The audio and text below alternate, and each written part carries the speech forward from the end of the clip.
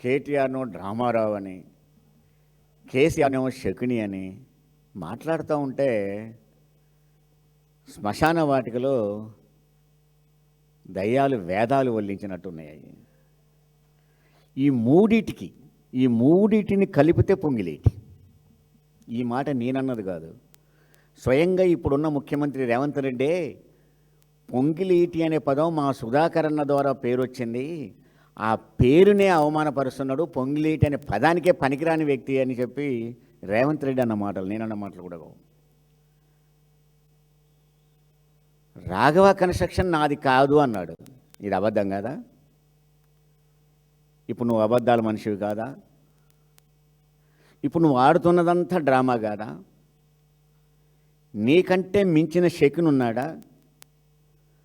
స్వయంగా బీఆర్ఎస్ పార్టీలో పాలేరు నుంచి పోటీ చేసిన తుమ్మల నాగేశ్వరరావుని వెన్నుపోటి పొడిచి మరీ ఓడించింది నువ్వు కాదా? అది శకుని పాత్ర కాదా?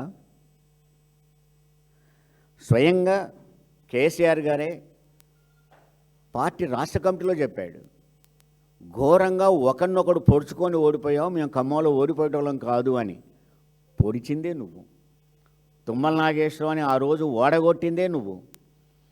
నాగేశ్వరరావు గారు ఈరోజు చెప్తున్నదో లేదో తెలియదు, కానీ ఆ రోజు మాత్రం స్పష్టంగా చెప్పాడు, నన్ను పొంగిలేటే డబ్బులు ఇచ్చి మరీ ఓడించావు నువ్వు.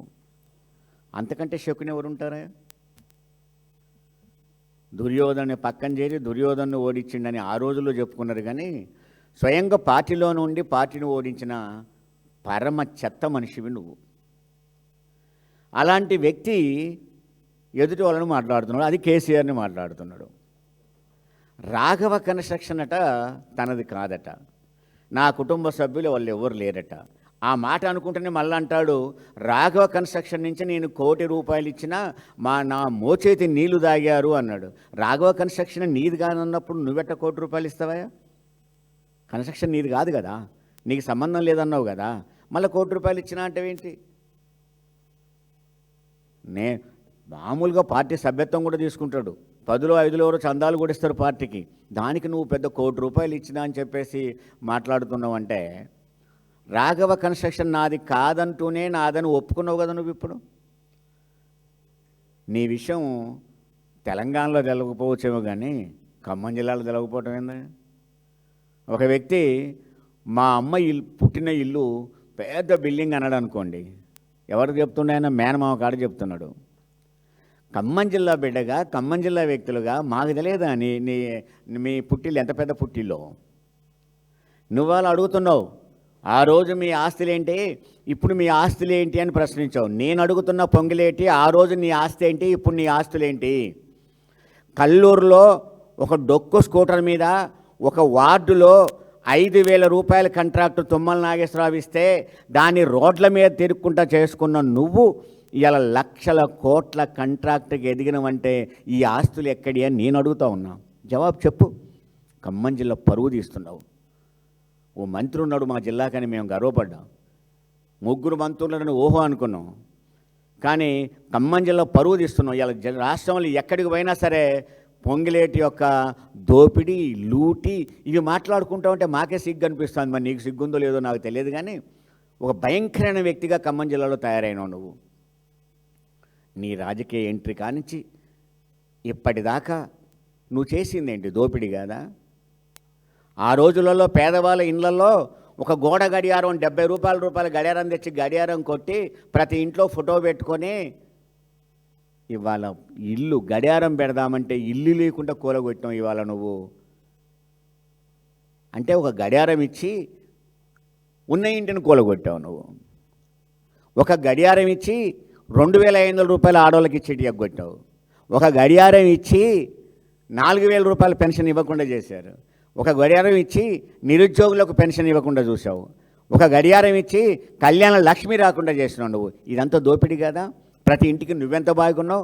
₹70 ఇచ్చి లక్షలాది రూపాయలు కొల్లగొట్టిన మహా దోపిడీదారి నువ్వని నేను అంటున్నాను. అంటే అయినా సరే నిర్భయంగా, నిర్లజ్జగా రాష్ట్రంలో ఎదుటి వాళ్ళ మీద నిందలేస్తూ చేయాల్సిన దోపిడీ చేస్తావు. నేను అడుగుతున్నా, ఏమైందయ్యా నీ మీద ఈడీ ఎంక్వైరీ? ఎలా మాఫీ చేసుకున్నావు? ఎన్ని కోట్లు ఇచ్చినావు? ఏమైంది నీ కొడుకు యొక్క గడియారాల మోసం, గడియారాల దోపిడీ, కోట్ల రూపాయలు?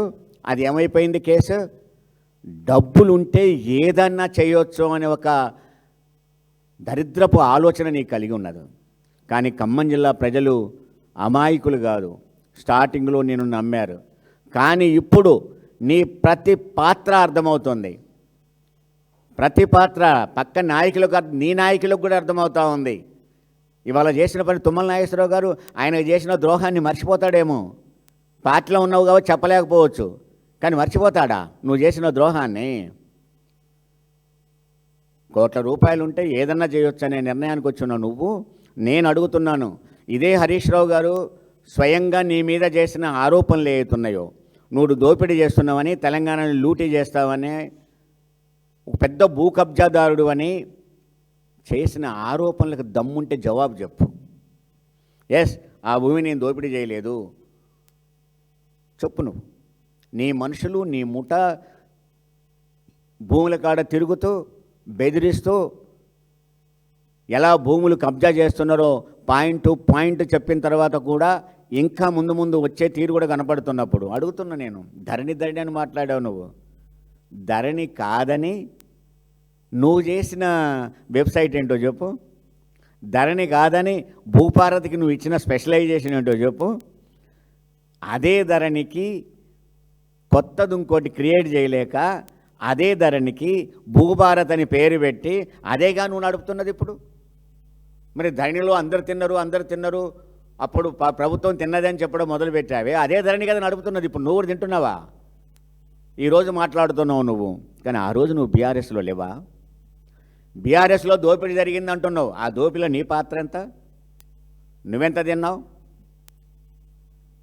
బీఆర్ఎస్లో ఆ జిల్లాని మరొకరిని కలవనీయకుండా మొత్తం ఖమ్మం జిల్లా వాళ్ళని అణచిపడేసి మాత్రం బీఆర్ఎస్లో తిరిగింది నువ్వు కాదా? ఆ బీఆర్ఎస్లో ఇప్పుడు మీరు పెత్తనం చేసే తుమ్మల నాగేశ్వరరావు కానీ నువ్వు కానీ బీఆర్ఎస్లో ఉన్నోళ్ళు కాదా? కేసీఆర్ దయాదాక్షిణ్యంలో బతికిన వాళ్ళు కాదా? గడప గాడి నుంచి బల్లి బాక్కుంటూ వచ్చేసి కేసీఆర్ గారి 2 కాళ్ళ మీద పడ్డది మర్చిపోయినావా? నేనే ప్రత్యక్ష సాక్షిని. కేసీఆర్ గారు బర్త్డేకి ఆ రోజు పొంగిలేటి, నేను, పువ్వాడ అజయ్, కర్ణ్య ప్రభాకరు మేము కలిసిపోతూ ఉన్నప్పుడు నా ముందున్న పొంగిలేటి సాక్షాత్ 2 కాళ్ళ మీద బట్టి 2 కాళ్ళు పట్టుకొని లేవకుండా పడిపోయినావు నువ్వు. దానికైనా జవాబు చెప్తాడు, నా తండ్రి లాంటి వాడని కాళ్ళు పట్టుకున్నా. మరి ఇప్పుడు ఏమైంది తండ్రి? తండ్రి లాంటి వాడని కాళ్ళు పట్టుకున్నావు కదా, మరి కొడుకు లాంటి వాడని ఎందుకు మాట్లాడున్నావు? ఇప్పుడు కొర్రాయిగా ఎందుకు మాట్లాడుతూ ఉన్నావు? అధికారం శాశ్వతమా? నేను అంటున్నాను, ఇవాళ జరిగినంత దోపిడీ జరుగుతాయి. ఇది కొనసాగిన కొద్దీ ప్రభుత్వం మారితే మొట్టమొదలు జైలుకు పోయే వ్యక్తులు ఉన్నారంటే రేవంత్ రెడ్డి, పొంగిలేటి శ్రీనివాసరెడ్డి. మొట్టమొదలు జైలుకు పోయేటోళ్ళు వీళ్ళిద్దరే. వీళ్ళిద్దరూ ఒకరి మీద ఒకరు పోరాడినట్టు కనపడతారు, కానీ ఇద్దరు దొంగలే. ఒక ఆర్థిక అరాచకవాది రాష్ట్రాన్ని పరిపాలిస్తే ఎలా ఉంటుందో అలా ఉంది ఇలా తెలంగాణ రాష్ట్రం. ఒక ఆర్థిక అరాచకవాదికి భూదందాలు చేసే వ్యక్తి తోడైతే ఈ ఇద్దరు కలిసి దోపిడీ చేస్తే ఏమైందో రాష్ట్రం అలా అవుతుంది ఇలా తెలంగాణ. అల్లాడుతూ ఉంది తెలంగాణ ఇవాళ మీ చేతిలో. ఒక్కొక్కడు మీ పక్కనో మీ దరిదాపులో కిలోమీటర్ లోపల ఎకరం భూమి కొందామంటే గడగడగడగల ఆడిపోతున్న పరిస్థితి కనపడుతూ ఉన్నది. మీ చేతిలో ఒక ఆయుధం, దాని పేరు హైడ్రా. దాదాపు 812 ఎకరాలలో నిన్న మొన్న ప్రతి చోట కూల్చుడు, కాల్చుడు. ఎక్కడన్నా ఒక ఇల్లు కట్టినట్టు కనపడుతుందా? కూల్చడం తప్ప. గృహ నిర్మాణ శాఖ మంత్రి కదా నువ్వు. మన అసెంబ్లీలో రేవంత్ రెడ్డి అంటున్నాడు, మావోడు ఇల్లు కట్టిస్తా ఉన్నాడు అని. ఆడ కట్టించినావు నువ్వు? ఇల్లు కట్టించిన ఏం ఇల్లు కట్టించావు నువ్వు? ఊరికొక ఇల్లు చూపెట్టేసి నేనిచ్చినని పంచపాండవులు మంచం కోళ్ళ వలె ముగ్గురు చూపెట్టి 2 బాయబోయి ఒక్కటి రాసినట్టుంది నీ బతుకంతా. ఏమిచ్చావు నువ్వు? అసలు నువ్వు రాజకీయాలకు పనికొచ్చే వ్యక్తివేనా? కేవలం రాజకీయాన్ని వ్యాపారం చేసి పాలన్ని వ్యాపారం చేసి నీ వ్యాపార పబ్బం గడుపుకుంటున్నావు తప్ప ప్రజల మేలుని సంక్షేమాన్ని పూర్తిగా మర్చిపోయావు అని నేను అడుగుతా ఉన్నాను. నేను మరొక్కసారి చెప్తున్నాను, పొంగులేటి ఖమ్మం జిల్లా పేరుని చెడగొట్టకు. రాష్ట్రంలో బదనాం అవుతున్నావు నువ్వు. ఇప్పటికైనా నిజాయితీగా ఒప్పుకొని మంత్రి పదవికి రాజీనామా చేయి. జనరల్గా ఒక జడ్జి ఉన్నాడైతేనే ఆ కుటుంబానికి సంబంధించిన ఏమైనా కేసులు వస్తే నాట్ బిఫోర్ మీ అని చెప్పేసి ఆ కేసుని తీసుకోకుండా దిగిపోతున్నాయా? నువ్వు ఒక రెవెన్యూ మినిస్టర్గా ఉండి నీ మీద ఇన్ని ఆరోపణలు వస్తుంటే నువ్వు ఎలా ఉండబుద్ధి అవుతుంది నీకు ఇంకా మినిస్టర్గానే అడుగుతా ఉన్నా నేను. నువ్వు ఎలా గడుపుతున్నావు? నీ దగ్గర ఉండే అటెండర్లు అనుకుంటా ఉంటారు ఇలాంటి వ్యక్తిని మేము మినిస్టర్గా చూడాలనా అని. ఇప్పటికైనా నేను అడుగుతున్నాను పొంగిలేటిని, నువ్వు ఇమీడియట్గా రాజీనామా చేసేసి నువ్వు ఈ ఆరోపణలను ఎదుర్కో. ఎదురుదాడి చేసినంత మాత్రాన, ఎదురు మాట్లాడినంత మాత్రాన, ఎవరైతే ఆరోపణలు చేస్తే తిరిగి వాళ్ళ మీద ఆరోపణలు చేసినంత మాత్రాన నువ్వు నిజాయితీ పరుడు అయిపోలేదు.